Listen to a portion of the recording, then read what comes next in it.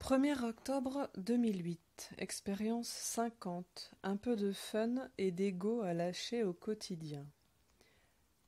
1. La dernière fois, je vais faire le plein de ma bagnole et je commence à m'inquiéter pour la révision que j'ai un peu fait traîner. Réponse de la voiture. T'inquiète pas, je te préviendrai s'il y a un truc à faire. Hein? Je lui avais pas vraiment parlé, mais bon, c'est cool. Du coup, je dis à la pompe. Elle est pas cool ma bagnole?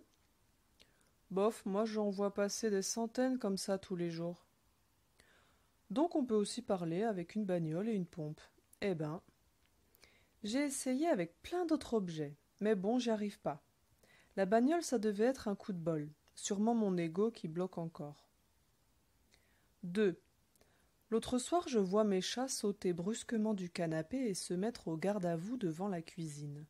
Mes chats ne se côtoient pas vraiment d'habitude, sauf quand c'est pour courir après une bestiole quelconque.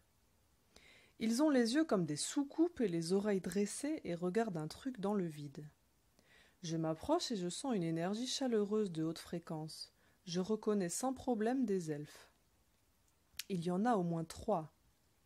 Je ne sais pas ce qu'ils font, mais apparemment ils essaient de communiquer. Là, je m'aperçois que ma clairaudience refuse de fonctionner. Je suis surpris et en plus j'aime pas parler aux étrangers sans bien vérifier, donc impossible de savoir ce qu'ils veulent. C'est mon ego qui s'est mis au milieu là. Les chats ont l'air de se régaler et je ne sais pas ce que font les elfes, mais ils semblent suivre un truc des yeux comme si on bougeait une balle devant eux. Je demande poliment à un elfe de bien vouloir se déplacer, et là je vois mon chat suivre l'elfe des yeux. En fait, mes chats voient vraiment les elfes et semblent écouter quelque chose que je n'arrive pas à percevoir.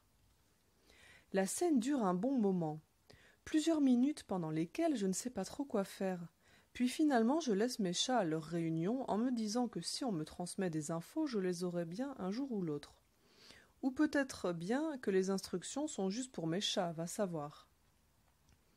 Faut vraiment que je m'entraîne pour communiquer avec les étrangers dans les situations insolites, parce que la surprise m'a privé de mes capacités. L'ego s'est immédiatement interposé. Encore du boulot à ce niveau. 3. Je vois un de mes chats en train de se frotter amoureusement à mon maître spirituel vénéré, mon cactus en pot quoi, et le renverser par terre lamentablement. Je récupère tant bien que mal la terre et le remets droit.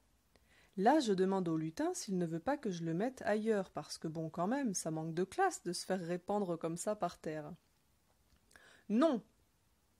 Mais pourquoi il se frottait à toi? En plus, tu piques. Un élève reconnaissant. Quoi? Ça veut dire que tu es également le maître spirituel de mon chat? Tu te fous de moi.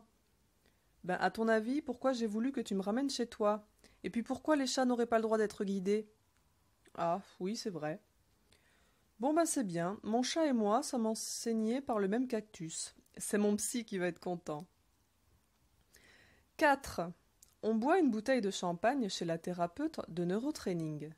Elle bosse pas loin de la boîte et nous, dans ma boîte, on aime bien trouver de bonnes raisons de faire un apéro comme partout.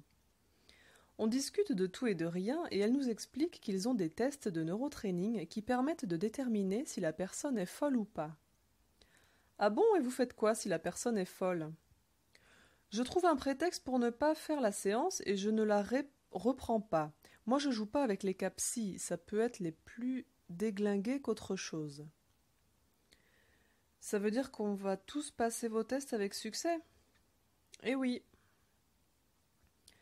Soit les tests sont pas du tout au point, soit j'ose pas imaginer ce que veut bien dire un cas psy.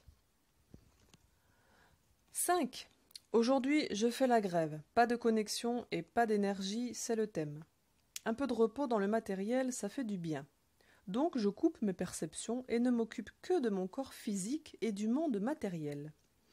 Du coup, bien planté dans le matériel, je suis confrontée à des situations étonnantes au boulot qui me font bien voir quels sont les problèmes d'ego à régler alors que d'habitude c'est plutôt calme.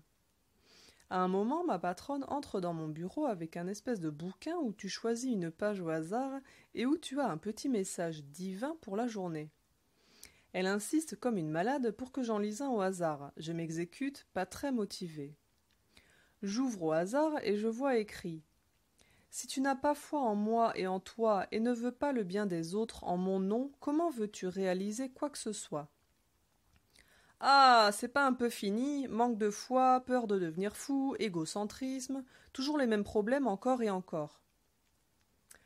Le soir, je demande au lutin ce que ça veut dire tout ça.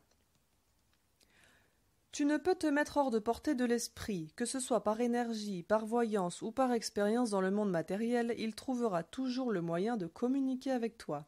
Faire le sourd n'est pas la solution. Tu l'obliges juste à crier plus fort, c'est tout.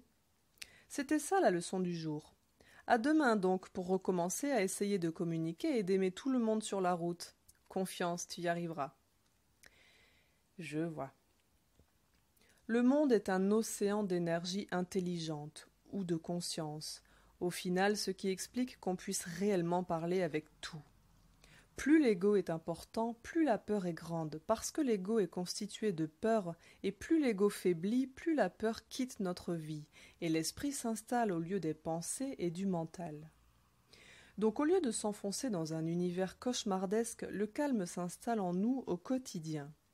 Condition de base nécessaire pour songer sérieusement à s'élever sur ma voie. Car sans le calme du mental au quotidien, l'esprit reste hors d'atteinte pour nous, et le but pour moi n'est pas d'atteindre le calme en méditation, mais à tout moment. Par contre, il semble bien que lui puisse nous atteindre comme il veut.